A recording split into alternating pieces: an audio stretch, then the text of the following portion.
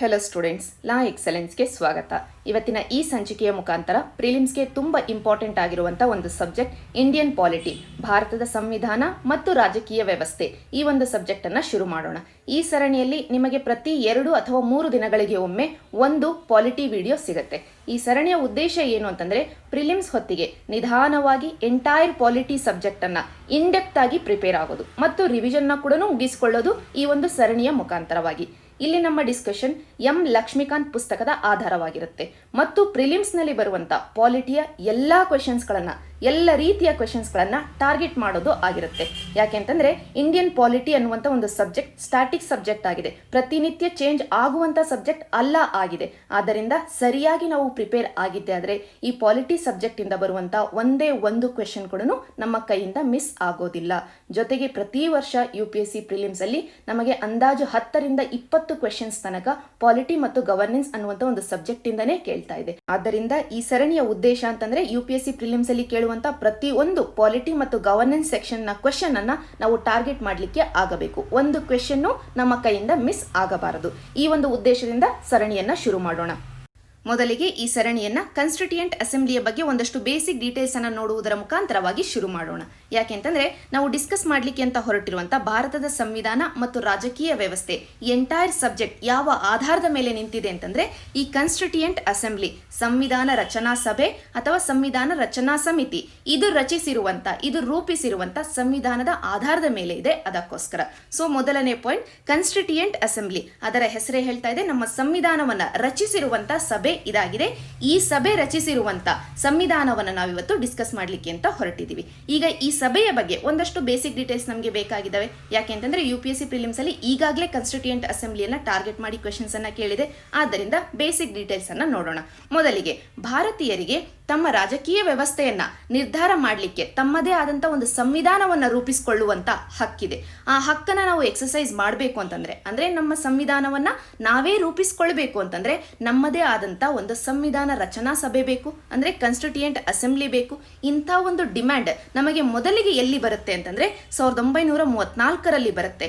MN Roy ಅನ್ನುವಂತ ಒಬ್ಬರು expert ಆ ಸಂದರ್ಭದಲ್ಲಿ ಹೇಳ್ತಾರೆ, ಭಾರತೀಯರಿಗೆ ತಮ್ಮದೇ ಆದಂತ ಒಂದು ಸಂವಿಧಾನವನ್ನ ರೂಪಿಸಿಕೊಳ್ಳಿಕ್ಕೆ ಒಂದು ಸಂವಿಧಾನ ರಚನಾ ಸಭೆ ಅಥವಾ ಕಾನ್ಸ್ಟಿಟ್ಯೂಯೆಂಟ್ ಅಸೆಂಬ್ಲಿ ಬೇಕು ಅನ್ನುವಂಥ ಮಾತನ್ನ 1934ರಲ್ಲಿ ಹೇಳ್ತಾರೆ.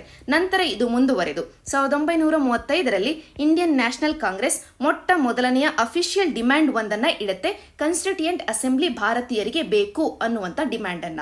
ಸೊ ಮೊದಲನೇ ಪಾಯಿಂಟ್, ಭಾರತೀಯರಿಗೆ ಒಂದು ಕಾನ್ಸ್ಟಿಟ್ಯೂಯೆಂಟ್ ಅಸೆಂಬ್ಲಿ ಬೇಕಾಗಿದೆ ಅನ್ನುವಂಥ ಮೊಟ್ಟ ಮೊದಲನೆಯ official demand Indian national Congress ಕಡೆಯಿಂದ ಯಾವಾಗ ಬರುತ್ತೆ ಅಂತಂದ್ರೆ 1935ರಲ್ಲಿ ಬರುತ್ತೆ. ನಂತರ ಜವಾಹರ್ಲಾಲ್ ನೆಹರು ಅವರು ಕೂಡ ಹೇಳ್ತಾರೆ, ಭಾರತೀಯರಿಗೆ ತಮ್ಮದೇ ಆದಂತ ಸಂವಿಧಾನವನ್ನ ರಚಿಸಿಕೊಳ್ಳಿಕ್ಕೆ ಅಂತ ಒಂದು ಸಂವಿಧಾನ ರಚನಾ ಸಭೆ ಬೇಕು ಅನ್ನುವಂಥ ಮಾತನ್ನ ಜವಾಹರ್ಲಾಲ್ ನೆಹರು ಅವರು ಕೂಡ ಹೇಳ್ತಾರೆ. ಈ ಒಂದು ಡಿಮ್ಯಾಂಡ್ ಏನಿತ್ತು, ಈ ಡಿಮ್ಯಾಂಡ್ ಅನ್ನ 1940ರಲ್ಲಿ ಆಗಸ್ಟ್ ಆಫರಿನ ಮುಖಾಂತರವಾಗಿ, ಆಗಸ್ಟ್ ಕೊಡುಗೆಯ ಮುಖಾಂತರವಾಗಿ ಬ್ರಿಟಿಷ್ ಗವರ್ನಮೆಂಟ್ ಒಪ್ಪಿಕೊಳ್ಳುತ್ತೆ. ಅಂದ್ರೆ ಭಾರತೀಯರಿಗೆ ತಮ್ಮದೇ ಆದಂತ ಸಂವಿಧಾನವನ್ನ ರೂಪಿಸಿಕೊಳ್ಳಿಕ್ಕೆ ನಾವು ಒಂದು ಸಂವಿಧಾನ ರಚನಾ ಸಭೆಯನ್ನ ಕೊಡ್ತೀವಿ ಅಂತ ಬ್ರಿಟಿಷ್ ಗವರ್ನಮೆಂಟ್ ಆ ಸಂದರ್ಭದಲ್ಲಿ ಒಪ್ಪಿಕೊಳ್ಳುತ್ತೆ. ಯಾವಾಗ 1940ಯಲ್ಲಿ ಆಗಸ್ಟ್ ಕೊಡುಗೆಯ ಮುಖಾಂತರವಾಗಿ. ಯಾಕೆ ಆ ಸಂದರ್ಭದಲ್ಲಿ ಇದ್ದಕ್ಕಿದ್ದ ಹಾಗೆ ಬ್ರಿಟಿಷ್ ಗವರ್ನಮೆಂಟ್ ಒಪ್ಕೊಳ್ತು ಇಂಥ ಒಂದು ಡಿಮ್ಯಾಂಡ್ಗೆ? ಯಾಕೆ ಅಂತಂದ್ರೆ ಆ ಸಂದರ್ಭದಲ್ಲಿ ವರ್ಲ್ಡ್ ವಾರ್ 2 ನಡೀತಾ ಇತ್ತು. ಅದಕ್ಕೋಸ್ಕರ ವರ್ಲ್ಡ್ ವಾರ್ 2 ನಡೀತಾ ಇತ್ತು.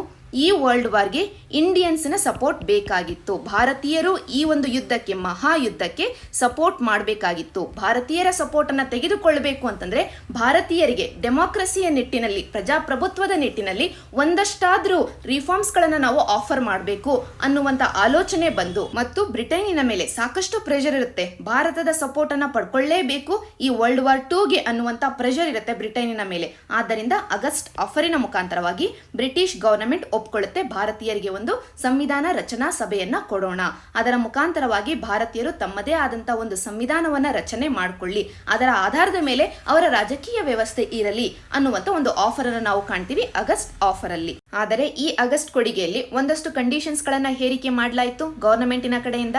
ಗವರ್ನಮೆಂಟ್ ಅಂತಂದ್ರೆ ಆ ಸಂದರ್ಭದಲ್ಲಿ ಇದ್ದಂಥ ವೈಸ್ರಾಯ್ ಅವರು ಲಿನ್ ಲಿತ್ಗೋ ಅಂತ ಅವರು ತಮ್ಮ ಕಡೆಯಿಂದ ಈ ಆಗಸ್ಟ್ ಕೊಡುಗೆಯನ್ನು ಒಂದು ಪ್ರಸ್ತಾಪದ ಮುಖಾಂತರವಾಗಿ ಒಂದು ಮಾತಿನ ಮುಖಾಂತರವಾಗಿ ಕೊಟ್ಟಿರ್ತಾರೆ. ಈ ಆಗಸ್ಟ್ ಆಫರ್ ಅಲ್ಲಿ ಒಂದಷ್ಟು ಕಂಡೀಷನ್ಸ್ಗಳನ್ನು ಕೂಡ ಹೇಳಿರ್ತಾರೆ. ಆದರೆ ಆ ಕಂಡೀಷನ್ಸ್ಗಳು ಇಂಡಿಯನ್ಸ್ಗೆ ಒಪ್ಪಿಗೆ ಆಗೋದಿಲ್ಲ. ನಂತರ ಬರುತ್ತೆ ಕ್ರಿಪ್ಸ್ ಮಿಷನ್. ಈ ಕ್ರಿಪ್ಸ್ ಪ್ರಸ್ತಾಪದಲ್ಲಿ ಕೂಡ ಕಾನ್ಸ್ಟಿಟ್ಯೂಯೆಂಟ್ ಅಸೆಂಬ್ಲಿಯ ಬಗ್ಗೆ ಮಾತಾಡ್ತಾರೆ. ಆದರೆ ಅದು ಕೂಡ ಇಂಡಿಯನ್ಸ್ಗೆ ಒಪ್ಪಿಗೆ ಆಗೋದಿಲ್ಲ. ನಂತರ ಕೊನೆಗೆ ಬರುತ್ತೆ ಕ್ಯಾಬಿನೆಟ್ ಮಿಷನ್. ಈ ಕ್ಯಾಬಿನೆಟ್ ಮಿಷನ್ ಕೊಟ್ಟಂತ ಕ್ಯಾಬಿನೆಟ್ ಮಿಷನ್ ಪ್ಲಾನ್ ಅಥವಾ ಕ್ಯಾಬಿನೆಟ್ ನಿಯೋಗದ ಶಿಫಾರಸಿನ ಆಧಾರದ ಮೇಲೆ ನಾವು ಸಂವಿಧಾನ ರಚನಾ ಸಭೆಯನ್ನ ಅಂದ್ರೆ ಈ ಕಾನ್ಸ್ಟಿಟ್ಯೂಯೆಂಟ್ ಅಸೆಂಬ್ಲಿಯನ್ನ ಫಾರ್ಮ್ ಮಾಡ್ತೀವಿ. ಅಂತಂದ್ರೆ ಕೊನೆಗೂ ನಾವು ಕಾನ್ಸ್ಟಿಟ್ಯೂಯೆಂಟ್ ಅಸೆಂಬ್ಲಿಯನ್ನ ಫಾರ್ಮ್ ಮಾಡಿದ್ದು ಯಾವ ಒಂದು ಪ್ಲಾನ್ ಆಧಾರದ ಮೇಲೆ? ಕ್ಯಾಬಿನೆಟ್ ಮಿಷನ್ ಪ್ಲಾನಿನ ಆಧಾರದ ಮೇಲೆ, ಆಗಸ್ಟ್ ಆಫರಿನ ಆಧಾರದ ಮೇಲೆ ಅಲ್ಲ, ಕ್ರಿಪ್ಸ್ ಮಿಷನ್ನ ಆಧಾರದ ಮೇಲೆ ಅಲ್ಲ. ಕ್ಯಾಬಿನೆಟ್ ಮಿಷನ್ ಪ್ಲಾನಿನ ಆಧಾರದ ಮೇಲೆ ಕಾನ್ಸ್ಟಿಟ್ಯೂಯೆಂಟ್ ಅಸೆಂಬ್ಲಿಯನ್ನ ತಗೊಂಡು ಬರ್ತೀವಿ. ಇದು ಇಂಪಾರ್ಟೆಂಟ್ ಪಾಯಿಂಟ್. ಓವರ್ ಆಲ್ ಇಲ್ಲಿಯವರೆಗೂ ಡಿಸ್ಕಸ್ ಮಾಡಿದ್ದರಲ್ಲಿ ಮೊದಲಿಗೆ 1934 ಅಲ್ಲಿ MN ರಾಯ್ ಅವರು ಹೇಳಿದಂತ ಮಾತು, ನಂತರ 1935 ಅಲ್ಲಿ ಮೊಟ್ಟ ಮೊದಲನೇ ಅಫಿಷಿಯಲ್ ಡಿಮ್ಯಾಂಡ್ INC ಯ ಕಡೆಯಿಂದ ಬರೋದು ಕಾನ್ಸ್ಟಿಟ್ಯೂಯೆಂಟ್ ಅಸೆಂಬ್ಲಿಗೆ. ನಂತರ ಈ ಒಂದು ಡಿಮ್ಯಾಂಡ್ ಅನ್ನ ಅಫಿಷಿಯಲಿ ಗವರ್ನಮೆಂಟ್ ಅಕ್ಸೆಪ್ಟ್ ಮಾಡ್ಕೊಂಡಿದ್ದು ಮೊಟ್ಟ ಮೊದಲನೆಯ ಬಾರಿಗೆ ಯಾವಾಗ ಅಂತಂದ್ರೆ ಆಗಸ್ಟ್ ಆಫರ್ 1940ಯ ಸಂದರ್ಭದಲ್ಲಿ. ಈ 3 ಪಾಯಿಂಟ್ಸ್ಗಳು ನೆನಪಿರಬೇಕು. ಕೊನೆಗೆ ನಾವು ಕಾನ್ಸ್ಟಿಟ್ಯೂಯೆಂಟ್ ಅಸೆಂಬ್ಲಿಯನ್ನ ಸಂವಿಧಾನ ರಚನಾ ಸಭೆಯನ್ನ ಕೊನೆಗೆ ನಾವು ರಚನೆ ಮಾಡೋದು ಯಾವ ಪ್ಲಾನಿನ ಆಧಾರದ ಮೇಲೆ ಅಂತ ಕೇಳಿದಾಗ ಕ್ಯಾಬಿನೆಟ್ ಮಿಷನ್ ಪ್ಲಾನಿನ ಆಧಾರದ ಮೇಲೆ, ಕ್ಯಾಬಿನೆಟ್ ನಿಯೋಗದ ಶಿಫಾರಸಿನ ಆಧಾರದ ಮೇಲೆ. ಈ ಪಾಯಿಂಟ್ ನಿಮಗೆ ನೆನಪಿರಬೇಕು. ಈಗ ನೆಕ್ಸ್ಟ್ ನಾವು ಡಿಸ್ಕಸ್ ಮಾಡಬೇಕಾಗಿರೋದು ನಮ್ಮ ದೇಶಕ್ಕೆ ಒಂದು ಸಂವಿಧಾನವನ್ನ ತರಲಿಕ್ಕೆ ಅಂತ ಸಂವಿಧಾನ ರಚನಾ ಸಭೆ ಕಾನ್ಸ್ಟಿಟ್ಯೂಯೆಂಟ್ ಅಸೆಂಬ್ಲಿಯನ್ನು ನಾವು ತಂದಿದ್ದೀವಿ. ಈಗ ಈ ಕಾನ್ಸ್ಟಿಟ್ಯೂಯೆಂಟ್ ಅಸೆಂಬ್ಲಿ ಯಾವ ರೀತಿಯಾಗಿ ಇದೆ ಇದನ್ನು ನಾವೀಗ ಡಿಸ್ಕಸ್ ಮಾಡಬೇಕಾಗಿದೆ. ಮೊದಲನೇ ಪಾಯಿಂಟ್ ಈಗಾಗಲೇ ನಮಗೆ ಕ್ಲಿಯರ್ ಆಗಿದೆ. ನಾವು ಕ್ಯಾಬಿನೆಟ್ ಮಿಷನ್ ಪ್ಲಾನಿನ ಆಧಾರದ ಮೇಲೆ ಈ ಕಾನ್ಸ್ಟಿಟ್ಯೂಯೆಂಟ್ ಅಸೆಂಬ್ಲಿಯನ್ನ ತಗೊಂಡು ಬರ್ತೀವಿ. ಯಾವಾಗ ತರ್ತೀವಿ ಅಂತಂದ್ರೆ 1946 ನವೆಂಬರ್. ಈ ಡೇಟ್ ಅನ್ನ ನೆನ್ಪಿಟ್ಕೊಳ್ಳಿ. ನಂತರ ನಾವು ಇದರ ಬಗ್ಗೆ ಡಿಸ್ಕಸ್ ಮಾಡೋಣ. ಈಗ ಕಾನ್ಸ್ಟಿಟ್ಯೂಯೆಂಟ್ ಅಸೆಂಬ್ಲಿ ಯಾವ ರೀತಿಯಾಗಿ ಇತ್ತು ಅಂತಂದ್ರೆ ಈ ಒಂದು ಅಸೆಂಬ್ಲಿ ನೀವು ಒಂದು ಪಾರ್ಲಿಮೆಂಟಿನ ರೂಪದಲ್ಲಿ ಇಮ್ಯಾಜಿನ್ ಮಾಡಿಕೊಳ್ಳಬಹುದು. ಪಾರ್ಲಿಮೆಂಟ್ ಅಲ್ಲಿ ಒಂದು ಲೋಕಸಭೆಯ ರೂಪದಲ್ಲಿ ಇಮ್ಯಾಜಿನ್ ಮಾಡಿಕೊಳ್ಳಬಹುದು. ಇದರಲ್ಲಿ ಮೆಂಬರ್ಸ್ ಎಷ್ಟು ಜನ ಇರ್ತಾರೆ ಅಂತಂದ್ರೆ 389 ಮೆಂಬರ್ಸ್ ಇರ್ತಾರೆ. 389 ಮೆಂಬರ್ಸ್ ಇರಬೇಕು ಅಂತ ಮೊದಲಿಗೆ ಪ್ಲಾನ್ ಮಾಡಲಾಯಿತು. ಈ 389 ಮೆಂಬರ್ಸ್ ಅಲ್ಲಿ 296 ಮೆಂಬರ್ಸ್ ಎಲ್ಲಿಂದ ಬರ್ತಾರೆ ಅಂತಂದ್ರೆ ಬ್ರಿಟಿಷ್ ಇಂಡಿಯಾದಿಂದ ಬರ್ತಾರೆ. ಉಳಿದಿರುವಂತ 93 ಮೆಂಬರ್ಸ್ ಪ್ರಿನ್ಸ್ಲಿ ಸ್ಟೇಟ್ಸ್ ದೇಶೀಯ ಸಂಸ್ಥಾನಗಳಿಂದ ಬರಬೇಕು. ಈ ರೀತಿಯ ಪ್ಲಾನ್ ಅನ್ನ ಕೊಡಲಾಯಿತು. ಇಲ್ಲಿ ಬ್ರಿಟಿಷ್ ಇಂಡಿಯಾ ಅಂದ್ರೆ ಏನು, ಪ್ರಿನ್ಸ್ಲಿ ಸ್ಟೇಟ್ಸ್ ಅಂದ್ರೆ ಏನು, ಅದಕ್ಕೆ ಈ ಮ್ಯಾಪ್ ಅನ್ನು ನೀವು ಅಬ್ಸರ್ವ್ ಮಾಡಬಹುದು. ಈ ಮ್ಯಾಪ್ ಅಲ್ಲಿ ಕ್ಲಿಯರ್ ಆಗಿ ತೋರಿಸಲಾಗಿದೆ. ಬ್ರಿಟಿಷ್ ಪ್ರಾವಿನ್ಸಸ್ ಅಂತಂದ್ರೆ ಇಲ್ಲಿ ರೆಡ್ ಕಲರ್ ಅಲ್ಲಿ ಇರುವಂತ ಏರಿಯಾ ಇದೆಲ್ಲವೂ ಬ್ರಿಟಿಷರ ಡೈರೆಕ್ಟ್ ಆಡಳಿತದಲ್ಲಿ ಇದ್ದಂತ ಏರಿಯಾ. ಅದೇ ರೀತಿಯಾಗಿ ಈ ಯೆಲ್ಲೋ ಕಲರ್ ಅಲ್ಲಿ ಇರುವಂತ ಏರಿಯಾ ಏನಿದೆ ಎಲ್ಲ ಏರಿಯಾ ಆ ಸಂದರ್ಭದಲ್ಲಿ ದೇಶೀಯ ಸಂಸ್ಥಾನಗಳು ಆಗಿದ್ವು, ಇನ್ಕ್ಲೂಡಿಂಗ್ ಮೈಸೂರು ಪ್ರಿನ್ಸ್ಲಿ ಸ್ಟೇಟ್. ಎಲ್ಲ ಏರಿಯಾಗಳು ರಾಜರ ಆಡಳಿತದಲ್ಲಿ ಇದ್ವು. ಆದರೆ ಎಲ್ಲ ರಾಜರು ಬ್ರಿಟೈನ್ ಅಲ್ಲಿ ಇದ್ದಂತ ಬ್ರಿಟೈನ್ ಕ್ವೀನ್ ಅವರ ಸಾರ್ವಭೌಮತ್ವದ ಅಡಿಯಲ್ಲಿ ಕೆಲಸವನ್ನ ಮಾಡ್ತಾ ಇದ್ರು. ಅಂದ್ರೆ ಒಂದು ಕಡೆ ಬ್ರಿಟಿಷ್ ಗವರ್ನಮೆಂಟಿನ ಆಡಳಿತದಲ್ಲಿ ಇರುವಂತ ಏರಿಯಾ, ಇನ್ನೊಂದು ಕಡೆ ರಾಜರ ಆಡಳಿತದಲ್ಲಿ ಇರುವಂತ ಏರಿಯಾ. ಇಲ್ಲಿ ನಿಮ್ಗೆ ಒಂದು ಕ್ಲಾರಿಟಿ ಇರಬೇಕು. ಇಲ್ಲಿ ರಾಜರ ಆಡಳಿತದಲ್ಲಿ ಇದೆ ಅನ್ನುವ ಕಾರಣಕ್ಕೋಸ್ಕರ ಇವರಿಗೆ ಹೆಚ್ಚೇನೂ ಸ್ವಾತಂತ್ರ್ಯ ಇರಲಿಲ್ಲ. ಜಸ್ಟ್ ಇದು ಒಂದು ರಾಜಕೀಯ ವ್ಯವಸ್ಥೆ ಆಗಿತ್ತು ಮಾತ್ರನೇ. ಈ ಏರಿಯಾದಲ್ಲಿ ರಾಜರು ಆಡಳಿತವನ್ನ ನಡೆಸ್ತಾ ಇದ್ರು. ಆದರೆ ಫೈನಲಿ ಅಲ್ಟಿಮೇಟ್ ಸಾರ್ವಭೌಮತ್ವ ಅಂತ ಏನಿದೆ ಅದು ಬ್ರಿಟಿಷ್ ಕ್ವೀನಿನ ಹತ್ತಿರನೇ ಇದ್ದದ್ದು. ಅದೇ ರೀತಿಯಾಗಿ ಉಳಿದಿರುವಂತ ಏರಿಯಾವನ್ನ ಬ್ರಿಟಿಷ್ ಭಾರತದ ರಾಜ್ಯಗಳು ಅಥವಾ ಪ್ರಾಂತಗಳು ಅನ್ನುವಂತ ಹೆಸರಿನಲ್ಲಿ ರೂಲ್ ಮಾಡ್ತಾ ಇದ್ರು. ಅಂದ್ರೆ ಇದು ಒಂದು ರಾಜಕೀಯ ವ್ಯವಸ್ಥೆ ಮಾತ್ರನೇ. ಇಲ್ಲಿ ಬೇರೆ ಏನು ಡಿಫ್ರೆನ್ಸಸ್ಗಳು ನಮಗೆ ಅಷ್ಟಾಗಿ ಕಂಡು ಬರೋದಿಲ್ಲ. ಸೊ ಇದು ನಮಗೆ ಅರ್ಥ ಆಯ್ತು. ಬ್ರಿಟಿಷ್ ಇಂಡಿಯಾವನ್ನ ನಾವು ಎರಡು ರೀತಿಯಲ್ಲಿ ಕಾಣಬಹುದು. ಒಂದು ಡೈರೆಕ್ಟ್ಲಿ ಬ್ರಿಟಿಷ್ ಪ್ರಾವಿನ್ಸಸ್ ಅಂತ, ಇನ್ನೊಂದು ಪ್ರಿನ್ಸ್ಲಿ ಸ್ಟೇಟ್ಸ್ ಅಂತ. ಇದು ನಮಗೆ ಕ್ಲಾರಿಫೈ ಆಯ್ತು. ಈಗ ಈ ಎರಡೂ ಏರಿಯಾದಿಂದ ಕಾನ್ಸ್ಟಿಟ್ಯೂಯೆಂಟ್ ಅಸೆಂಬ್ಲಿಗೆ ರೆಪ್ರೆಸೆಂಟೇಟಿವ್ಸ್ಗಳು ಪ್ರತಿನಿಧಿಗಳು ಬರ್ತಾರೆ. ಯಾಕೆಂತಂದ್ರೆ ಎರಡೂ ಏರಿಯಾಗಳನ್ನ ಒಳಗೊಂಡಿರುವಂತ ದೇಶ ನಮ್ಮದು, ಅದಕ್ಕೋಸ್ಕರ. ಸೊ ಒಂದು ಕಡೆ ಬ್ರಿಟಿಷ್ ಇಂಡಿಯನ್ ಪ್ರಾವಿನ್ಸಸ್ಗಳ ಕಡೆಯಿಂದ, ಇನ್ನೊಂದು ಕಡೆ ದೇಶೀಯ ಸಂಸ್ಥಾನಗಳ ಕಡೆಯಿಂದ ರೆಪ್ರೆಸೆಂಟೇಟಿವ್ಸ್ ಬರ್ತಾರೆ. ಎಷ್ಟು ಅಂತ ನಮಗೆ ಗೊತ್ತಾಯ್ತು. ಈಗ ಬ್ರಿಟಿಷ್ ಇಂಡಿಯಾದಲ್ಲೇ ಬೇರೆ ಬೇರೆ ರೀತಿಯಾದಂತ ರಾಜಕೀಯ ವ್ಯವಸ್ಥೆ ಇತ್ತು. ಹೇಗೆ ಅಂತಂದ್ರೆ ಬ್ರಿಟಿಷ್ ಇಂಡಿಯಾವನ್ನ ಎರಡು ವಿಭಾಗ ಮಾಡಲಾಗಿತ್ತು. ಒಂದು ಗವರ್ನರ್ಸ್ ಪ್ರಾವಿನ್ಸಸ್ ಅಂತ. ಫಾರ್ ಎಕ್ಸಾಂಪಲ್ ಮದ್ರಾಸ್, ಬಾಂಬೆ ಈ ಎಲ್ಲ ಪ್ರಾಂತ್ಯಗಳನ್ನ ನಾವು ಗವರ್ನರ್ಸ್ ಪ್ರಾಂತ್ಯಗಳು ಅಂತ ಕರಿತಾ ಇದ್ವಿ. ಈ ಎಲ್ಲ ಪ್ರಾಂತ್ಯಗಳಿಂದ 292 ಮೆಂಬರ್ಸ್ ಬರ್ತಾರೆ. ನಂತರ ಕಮಿಷನರ್ಸ್, ಚೀಫ್ ಕಮಿಷನರ್ ಪ್ರಾವಿನ್ಸಸ್ ಅಂತ ಇದ್ವು. 4 ಪ್ರಾವಿನ್ಸಸ್ಗಳು ಇದ್ವು. ಡೆಲ್ಲಿ, ಕೂರ್ಗ್, ಬ್ರಿಟಿಷ್ ಬಲೂಚಿಸ್ತಾನ್, ಅಜ್ಮೀರ್, ಮೇರ್ವಾರ್. ಈ ಒಂದು ಏರಿಯಾಗಳು, ಈ 4 ಪ್ರಾಂತ್ಯಗಳು ಏನಿದ್ವು ಇವುಗಳನ್ನು ನಾವು ಚೀಫ್ ಕಮಿಷನರ್ಸ್ ಪ್ರಾವಿನ್ಸಸ್ ಅಂತ ಕರಿತೀವಿ. ಈ 4 ಚೀಫ್ ಕಮಿಷನರ್ಸ್ ಪ್ರಾವಿನ್ಸಸ್ಗಳ ಕಡೆಯಿಂದ 4 ಜನ ಪ್ರತಿನಿಧಿಗಳು ಬರಬೇಕು. ಈ ರೀತಿಯಾಗಿ ಪ್ಲಾನ್ ಅನ್ನ ಮಾಡಲಾಯಿತು. ಸೊ ಒಟ್ಟಾರೆಯಾಗಿ ಈ ಚಿತ್ರದಿಂದ ನಿಮಗೆ ನೆನಪಿರಬೇಕಾಗಿರೋದು ಅಂತಂದ್ರೆ ಈ ಕಾನ್ಸ್ಟಿಟ್ಯೂಯೆಂಟ್ ಅಸೆಂಬ್ಲಿಯಲ್ಲಿ 389 ಮೆಂಬರ್ಸ್ಗಳು ಸದಸ್ಯರು ಬರ್ತಾರೆ, ಪ್ರತಿನಿಧಿಗಳು ಬರ್ತಾರೆ. ಎಲ್ಲಿಂದ ಅಂತಂದ್ರೆ ಒಂದು ಬ್ರಿಟಿಷ್ ಇಂಡಿಯಾದಿಂದನೂ ಬರ್ತಾರೆ, ಇನ್ನೊಂದು ಪ್ರಿನ್ಸ್ಲಿ ಸ್ಟೇಟ್ಸ್ಗಳ ಕಡೆಯಿಂದನೂ ಬರ್ತಾರೆ, ದೇಶೀಯ ಸಂಸ್ಥಾನಗಳ ಕಡೆಯಿಂದನೂ ಈ ಒಂದು ಕಾನ್ಸ್ಟಿಟ್ಯೂಯೆಂಟ್ ಅಸೆಂಬ್ಲಿಲಿ ಪ್ರಾತಿನಿಧಿತ್ವ ಇತ್ತು. ಈ ಪಾಯಿಂಟ್ ನಿಮಗೆ ನೆನಪಿರಬೇಕು. ನಂತರ ಬ್ರಿಟಿಷ್ ಇಂಡಿಯಾದಲ್ಲಿ ಗವರ್ನರ್ಸ್ ಪ್ರಾವಿನ್ಸಸ್ಗಳ ಕಡೆಯಿಂದನೂ ಪ್ರತಿನಿಧಿಗಳು ಇದ್ರು, ಅದೇ ರೀತಿಯಾಗಿ ಚೀಫ್ ಕಮಿಷನರ್ಸ್ ಪ್ರಾವಿನ್ಸಸ್ಗಳ ಕಡೆಯಿಂದ ಕೂಡ ಪ್ರತಿನಿಧಿಗಳು ಇದ್ರು. ಒಟ್ಟಾರೆಯಾಗಿ ಇಡೀ ಭಾರತವನ್ನ ರೂಪಿಸುವಂತ ಒಂದು ಸಂವಿಧಾನವನ್ನ ರೂಪಿಸಲಿಕ್ಕೆ ಅಂತ ಒಂದು ರಚನಾ ಸಮಿತಿಯನ್ನ ನಾವೇನು ತಂದ್ವಿ, ಸಂವಿಧಾನ ರಚನಾ ಸಮಿತಿ ಅಂತ, ಅದು ಇಡೀ ಭಾರತವನ್ನ ಒಳಗೊಂಡಿತ್ತು. ಈ ಪಾಯಿಂಟ್ ನಿಮಗೆ ಕ್ಲಿಯರ್ ಆಗಿರಬೇಕು. ಅದೇ ರೀತಿಯಾಗಿ ಈ ಕಾನ್ಸ್ಟಿಟ್ಯೂಯೆಂಟ್ ಅಸೆಂಬ್ಲಿಯಲ್ಲಿ ಇದ್ದಂತ 389 ಸದಸ್ಯರು ಏನಿದ್ರು, ಈ ಸದಸ್ಯರನ್ನ ಯಾವ ರೀತಿಯಾಗಿ ನಾವು ತೆಗೆದುಕೊಂಡ್ವಿ ಅಂತಂದ್ರೆ ಪ್ರತಿ 1 ಮಿಲಿಯನ್ ಪಾಪ್ಯುಲೇಷನ್ಗೆ ಅಂದ್ರೆ ಪ್ರತಿ 1 ದಶಲಕ್ಷ ಜನಸಂಖ್ಯೆಗೆ 1 ಸೀಟ್ ಅನ್ನುವ ರೀತಿಯಲ್ಲಿ ನಾವು ಅಲೋಕೇಟ್ ಮಾಡ್ತೀವಿ. ಅಂತಂದ್ರೆ ಪಾಪ್ಯುಲೇಷನ್ ಸೈಜಿನ ಆಧಾರದ ಮೇಲೆ ನಮ್ಮ ಸಂವಿಧಾನ ರಚನಾ ಸಭೆ ಇತ್ತು. ಇದು ಒಂದು ಪಾಯಿಂಟ್. ಎರಡನೇ ಪಾಯಿಂಟ್ ಅಂತಂದ್ರೆ ಬ್ರಿಟಿಷ್ ಪ್ರಾವಿನ್ಸಿಗೆ ಬಂದಿದ್ದೆ ಆದ್ರೆ, ನಾವು ಈಗ ತಾನೇ ಚಿತ್ರದಲ್ಲಿ ನೋಡಿದ್ವಿ ಬ್ರಿಟಿಷ್ ಪ್ರಾವಿನ್ಸ್ ಎಲ್ಲೆಲ್ಲಿ ಇದೆ ಅಂತ. ಈ ಬ್ರಿಟಿಷ್ ಪ್ರಾವಿನ್ಸಿಗೆ ಬಂದಿದ್ದೆ ಆದ್ರೆ ಸೀಟ್ಸ್ ಗಳನ್ನ ಯಾವ ರೀತಿಯಾಗಿ ಅರೇಂಜ್ ಮಾಡಲಾಗಿತ್ತು ಅಂತಂದ್ರೆ ಮುಸ್ಲಿಂ ಕಮ್ಯುನಿಟಿ, ಸಿಖ್ ಸಮುದಾಯ ಮತ್ತು ಜನರಲ್ ಈ ರೀತಿಯಾಗಿ ಡಿವೈಡ್ ಮಾಡಲಾಗಿತ್ತು. ಒಂದು ಪ್ರಾಂತ್ಯದಲ್ಲಿ ಫಾರ್ ಎಕ್ಸಾಂಪಲ್ ಮುಸ್ಲಿಂ ಸಮುದಾಯದಿಂದ 1 ದಶಲಕ್ಷ ಜನತೆ ಇದ್ದಾರೆ ಅಂತಂದ್ರೆ ಅವರಿಗೆ ಅಂತ 1 ಸೀಟನ್ನ ಫಿಕ್ಸ್ ಮಾಡೋದು. ಅದೇ ರೀತಿಯಾಗಿ ಸಿಖ್ ಸಮುದಾಯಕ್ಕೆ ಉಳಿದಿರುವಂತ ಸೀಟ್ಸ್ಗಳು ಜನರಲ್ ಕ್ಯಾಟಗರಿಗೆ ಬಿಲಾಂಗ್ ಆಗೋದು. ಈ ರೀತಿಯಾಗಿ ಡಿವೈಡ್ ಮಾಡಲಾಗಿತ್ತು. ಅಂತಂದ್ರೆ ಸಮುದಾಯದ ಆಧಾರದ ಮೇಲೆ ನಾವು ಸೀಟ್ಸ್ ಗಳನ್ನ ಅಲೋಕೇಟ್ ಮಾಡಿದ್ವಿ. ಇದು ಮೊದಲನೇ ಪಾಯಿಂಟ್. ಎರಡನೇ ಪಾಯಿಂಟ್, ಈಗ ಸೀಟ್ಸ್ ಗಳು ಅಲೋಕೇಟ್ ಆಗಿದಾವೆ ಅಂತಂದ್ರೆ ಅಲ್ಲಿರುವಂತ ಸದಸ್ಯರನ್ನ ಯಾವ ರೀತಿಯಾಗಿ ಆಯ್ಕೆ ಮಾಡೋದು, ಅದಕ್ಕೆ ಒಂದು ವೇ ನಾವು ಬಳಕೆ ಮಾಡಿದ್ದು ಅಂತಂದ್ರೆ ಆ ಸಂದರ್ಭದಲ್ಲಿ ಇದ್ದಂತ ಪ್ರೊವಿನ್ಷಿಯಲ್ ಲೆಜಿಸ್ಲೇಟಿವ್ ಅಸೆಂಬ್ಲಿ, ಪ್ರಾಂತೀಯ ಶಾಸನ ಸಭೆಗಳು ಅಂತ ಏನಿದ್ವು, ಅಂದ್ರೆ ಬ್ರಿಟಿಷ್ ಇಂಡಿಯಾವನ್ನ ಈಗ ತಾನೇ ನಾವು ಮ್ಯಾಪ್ ಅಲ್ಲಿ ನೋಡಿದ್ವಿ, ಅಲ್ಲಿರುವಂತಹ ಪ್ರಾಂತ್ಯಗಳಲ್ಲಿ ಈಗ ಸದ್ಯಕ್ಕೆ ನಮ್ಮಲ್ಲಿ ಹೇಗೆ ಪ್ರತಿಯೊಂದು ರಾಜ್ಯಕ್ಕೂ ರಾಜ್ಯದಲ್ಲಿರುವಂತಹ ಶಾಸನ ಸಭೆ ಇರುತ್ತೆ ವಿಧಾನ ಪರಿಷತ್ತಿನ ರೂಪದಲ್ಲಿ, ಅದೇ ರೀತಿಯಾಗಿ ಆ ಸಂದರ್ಭದಲ್ಲಿ ಇದ್ದಂತ ಶಾಸನ ಸಭೆಗಳಲ್ಲಿ ಅಲ್ಲಿದ್ದಂತ ರೆಪ್ರೆಸೆಂಟೇಟಿವ್ಸ್ ಗಳನ್ನ ನಾವು ಬಳಕೆ ಮಾಡ್ಕೊಳ್ತೀವಿ. ಅಂತಂದ್ರೆ ಬ್ರಿಟಿಷ್ ಇಂಡಿಯಾದಲ್ಲಿ ಇದ್ದಂತ ಶಾಸನ ಸಭೆಗಳು ಏನಿದ್ವು, ಪ್ರಾಂತೀಯ ಶಾಸನ ಸಭೆಗಳು, ಅಲ್ಲಿರುವಂತ ಶಾಸನ ಸಭೆಗಳಲ್ಲಿ ಇರುವಂತ ಚುನಾಯಿತರಾಗಿರುವಂತ ಸದಸ್ಯರೇನಿದ್ರು ಅವರು ಮತ್ತೆ ನಮಗೆ ಸೆಂಟ್ರಲ್ ನ ಹಂತದಲ್ಲಿರುವಂತ ಈ ಸಂವಿಧಾನ ರಚನಾ ಸಭೆಗೆ ಬೇಕಾಗಿರುವಂತ ಸದಸ್ಯರನ್ನ ಆಯ್ಕೆ ಮಾಡಿ ಕಳಿಸ್ತಾರೆ. ಅಂದ್ರೆ ಇಲ್ಲಿ ಜನತೆ ಇಲ್ಲಿರುವಂತ ಶಾಸನ ಸಭೆಗೆ ಚುನಾವಣೆಯನ್ನ ಮಾಡಿ ಸದಸ್ಯರನ್ನ ಕಳಿಸಿದರೆ, ಇವರು ಈಗ ನಮಗೆ ಬೇಕಾಗಿರುವಂತ ಸಂವಿಧಾನ ರಚನಾ ಸಭೆಗೆ ಬೇಕಾಗಿರುವಂತಹ ಸದಸ್ಯರನ್ನ ಚುನಾವಣೆ ಮಾಡಿ ಕಳಿಸ್ತಾರೆ. ಅಂದ್ರೆ ಜನತೆಯೇ ಡೈರೆಕ್ಟ್ ಆಗಿ ಸಂವಿಧಾನ ರಚನಾ ಸಭೆಯನ್ನ ಎಲೆಕ್ಟ್ ಮಾಡಿ ಕಳಿಸಿಲ್ಲ. ಇಲ್ಲಿರುವುದು ಪರೋಕ್ಷ ಚುನಾವಣೆ, ಅಂದ್ರೆ ಡೈರೆಕ್ಟ್ ಎಲೆಕ್ಷನ್ ಇಲ್ಲ, ಇಂಡೈರೆಕ್ಟ್ ಎಲೆಕ್ಷನ್ ನ ಮುಖಾಂತರವಾಗಿ ನಾವು ಆಯ್ಕೆ ಮಾಡಿ ಕಳಿಸ್ತೀವಿ ಸಂವಿಧಾನ ರಚನಾ ಸಭೆಗೆ ಸದಸ್ಯರನ್ನ. ಇದು ಎರಡನೇ ಪಾಯಿಂಟ್. ಇಲ್ಲಿ ಒಟ್ಟಾರೆಯಾಗಿ ನಾವು ಡಿಸ್ಕಸ್ ಮಾಡ್ತಾ ಇರೋದು ಬ್ರಿಟಿಷ್ ಪ್ರಾವಿನ್ಸಸ್ ಗಳ ಬಗ್ಗೆ, ಬ್ರಿಟಿಷ್ ಭಾರತದ ಪ್ರಾಂತ್ಯಗಳ ಬಗ್ಗೆ ನಾವು ಡಿಸ್ಕಸ್ ಮಾಡ್ತಾ ಇದ್ದೀವಿ. ಈ ಪ್ರಾಂತ್ಯಗಳನ್ನ ಬಿಟ್ಟು ಕೂಡ ಇನ್ನೊಂದಷ್ಟು ಏರಿಯಾಗಳು ಇದಾವೆ. ಆ ಪ್ರದೇಶಗಳನ್ನ ಯಾರು ಆಳ್ವಿಕೆ ಮಾಡ್ತಾ ಇದ್ರು, ದೇಶೀಯ ಸಂಸ್ಥಾನಗಳು, ರಾಜರು ಆಳ್ವಿಕೆಯನ್ನ ಮಾಡ್ತಾ ಇದ್ರು.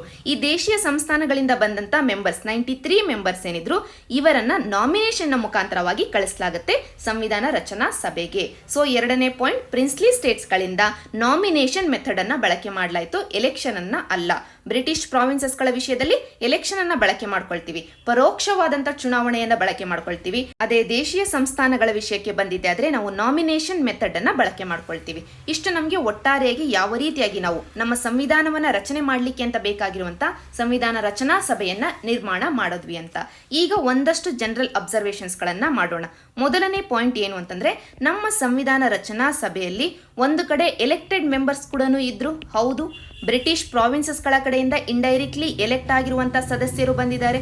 ಇನ್ನೊಂದು ಕಡೆ ನಾಮಿನೇಟೆಡ್ ಮೆಂಬರ್ಸ್ ಕೂಡ ಇದ್ರು, ಹೌದು. ಯಾಕೆ ಅಂತಂದ್ರೆ ಪ್ರಿನ್ಸ್ಲಿ ಸ್ಟೇಟ್ಸ್ ಗಳಿಂದ ಬಂದಂತ ಸದಸ್ಯರು ನಾಮಿನೇಟೆಡ್ ಮೆಂಬರ್ಸ್ ಆಗಿದ್ರು. ಸೊ ಮೊದಲನೇ ಪಾಯಿಂಟ್ ನಮಗೆ ಅರ್ಥ ಆಯ್ತು. ಈ ಒಂದು ಕಾನ್ಸ್ಟಿಟ್ಯೂಯೆಂಟ್ ಅಸೆಂಬ್ಲಿಯಲ್ಲಿ ಇದ್ದಂತ ಸದಸ್ಯರು ಒಂದಷ್ಟು ಜನ ಎಲೆಕ್ಟೆಡ್ ಆಗಿದ್ರು, ಇನ್ನೊಂದಷ್ಟು ಜನ ನಾಮಿನೇಟೆಡ್ ಆಗಿದ್ರು.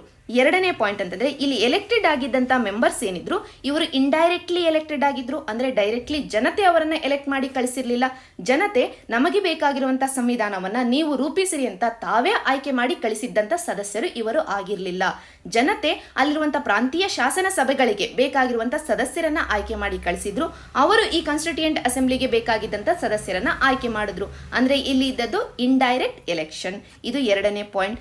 ಮೂರನೇ ಪಾಯಿಂಟ್ ಏನು ಅಂತಂದ್ರೆ, ಇಲ್ಲಿ ಪ್ರಾಂತೀಯ ಶಾಸನ ಸಭೆಗಳು ಅಂತ ನಾವೇನು ಮಾತಾಡ್ತಾ ಇದ್ದೀವಿ, ಈ ಶಾಸನ ಸಭೆಯಲ್ಲಿರುವಂತಹ ಸದಸ್ಯರನ್ನ ಯಾರು ಆಯ್ಕೆ ಮಾಡಿ ಕಳಿಸಿದ್ರು ಅಂತಂದ್ರೆ ಎಂಟೈರ್ ಇಂಡಿಯನ್ಸ್ ಅಲ್ಲ, ಅಂದ್ರೆ ಭಾರತದಲ್ಲಿ ಇದ್ದಂತ ಎಲ್ಲ ಭಾರತೀಯರಿಗೆ ಆ ಸಂದರ್ಭದಲ್ಲಿ ಚುನಾವಣೆಯನ್ನ ಮಾಡುವಂತ ಹಕ್ಕು ಇರಲಿಲ್ಲ. ಯಾಕೆ ಅಂತಂದ್ರೆ ಈ ಪ್ರಾಂತೀಯ ಶಾಸನ ಸಭೆಗಳಿಗೆ ನಡೆದಂತ ಚುನಾವಣೆ ಯಾವ ಕಾಯ್ದೆಯ ಆಧಾರದ ಮೇಲೆ ನಡೆದಿತ್ತು ಅಂತಂದ್ರೆ 1935ರಲ್ಲಿ ತಂದಂತ ಗವರ್ನಮೆಂಟ್ ಆಫ್ ಇಂಡಿಯಾ ಆಕ್ಟಿನ ಆಧಾರದ ಮೇಲೆ, ಭಾರತ ಸರ್ಕಾರ ಕಾಯ್ದೆ 1935, ಈ ಕಾಯ್ದೆಯ ಆಧಾರದ ಮೇಲೆ ಈ ಚುನಾವಣೆಯನ್ನ ನಡೆಸಲಾಗಿತ್ತು.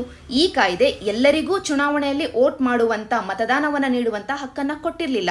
ಕೇವಲ ಯಾರು ಟ್ಯಾಕ್ಸ್ ಅನ್ನ ಪೇ ಮಾಡ್ತಾ ಇದ್ದಾರೆ, ತೆರಿಗೆಯನ್ನ ಕಟ್ತಾ ಇದ್ದಾರೆ, ಯಾರು ಶಿಕ್ಷಣವನ್ನ ಹೊಂದಿದರೆ, ಯಾರು ಪ್ರಾಪರ್ಟಿಯನ್ನ, ಆಸ್ತಿ ಪಾಸ್ತಿಯನ್ನ ಹೊಂದಿದರೆ ಅವರು ಮಾತ್ರನೇ ಮತದಾನವನ್ನ ಮಾಡುವಂತ ಅರ್ಹತೆಯನ್ನ ಹೊಂದಿದರೆ ಅನ್ನುವಂತ ಮಾತನ್ನ ಈ ಕಾಯ್ದೆ ಹೇಳುತ್ತೆ. ಅಂದ್ರೆ ಎಲ್ಲ ಭಾರತೀಯರಿಗೂ ಇವತ್ತು ಏನು ರೈಟ್ ಟು ವೋಟ್ ಅಂತ ಇದೆ, ನಮ್ಮೆಲ್ಲರಿಗೂ ಮತದಾನವನ್ನ ಮಾಡುವಂತ ಹಕ್ಕು ಇದೆ, ಆ ರೀತಿಯಾಗಿ ಆ ಸಂದರ್ಭದಲ್ಲಿ ಇರಲಿಲ್ಲ. ಕೇವಲ ಸೀಮಿತವಾದಂತ ಜನಸಂಖ್ಯೆಗೆ ಮಾತ್ರನೇ ಮತದಾನವನ್ನ ಮಾಡುವಂತ ಹಕ್ಕು ಇತ್ತು.